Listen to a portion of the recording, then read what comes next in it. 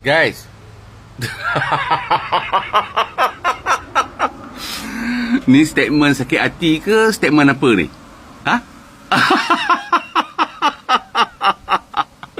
Aku nak tanya.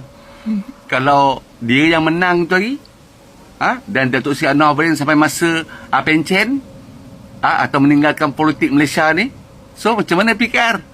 Kalau kau menang lah, maknanya kau yang akan memimpin. So adakah tanpa Datuk Seri Anwar Ibrahim juga akan berkubur walaupun dipimpin oleh kau? Tu nak cakap dia hebat lah tu, nak cakap dia bagus lah tu. PKR ni tanpa dia tak boleh survive lah.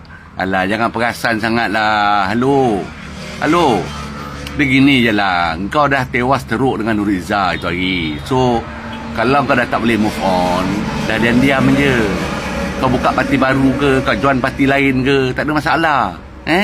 Daripada kau cakap macam ni kan, memalukan lah. Cuba bayangkan, kalau dia menang, adakah statement ni akan dikeluarkan oleh diri dia sendiri?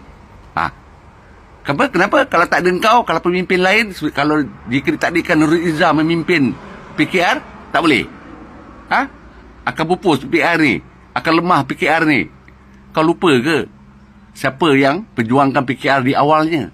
Kawan Nurul Izzah, keluarganya dan juga sahabat-sahabat reformis. Aku yakin reformis takkan buat statement macam ni. Kau aja yang cakap macam ni, kan? Sebab apa? Sebab sakit hati. Sebab takut PKR berjaya. Kalau PKR berjaya tanpa kau, membuktikan bahawa statement-statement kau sebelum ni semua yang terhadap PKR ni hanyalah suara-suara jiwa yang sakit. Okey. Tapi aku harap kau move on lah. Kalau kau tak nak bersama PKR, silakan pergi tempat lain. Tak ada masalah. Kami tak ada masalah. Sebab dalam PKR ni bukan seorang saja pejuang. Kami semua ahli-ahli ini adalah pejuang. Kami semua dalam ahli ini jugalah yang menegakkan PKR, mempertahankan PKR. Tak ada kau seorang, tak ada masalah. Okey? Assalamualaikum.